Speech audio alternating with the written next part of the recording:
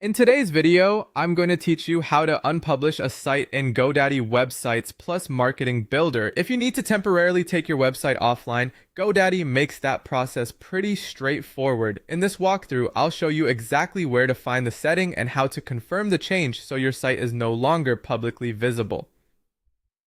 To begin, open GoDaddy Websites plus Marketing Builder and make sure you're on the site you want to update. Once you're inside the builder, take a look over at the menu on the right-hand side of the screen. This is where you'll find several options related to managing your site. From that right side menu, click on Settings. This section contains important controls for your website, including options that affect how your site is published and displayed. If you've never used this area before, just take your time and make sure you're selecting the General Site Settings panel. After Settings opens, scroll all the way down to the bottom of the page. The option you're looking for is Unpublish.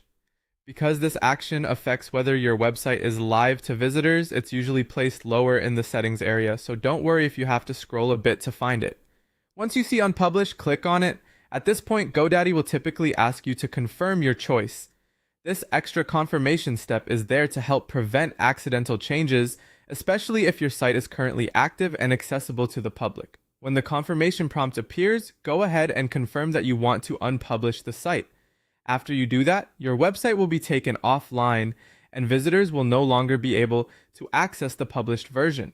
One helpful thing to keep in mind is that unpublishing your site does not usually mean deleting all your work.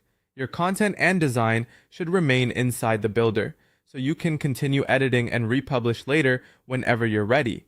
That makes this a useful option if you're making major updates, fixing issues, or simply pausing your site for a while. And that's it. The process is just opening GoDaddy Websites plus Marketing Builder, clicking Settings in the right menu bar, scrolling down to Unpublish, and confirming your choice when prompted. Thanks for watching, and I'll see you in the next video.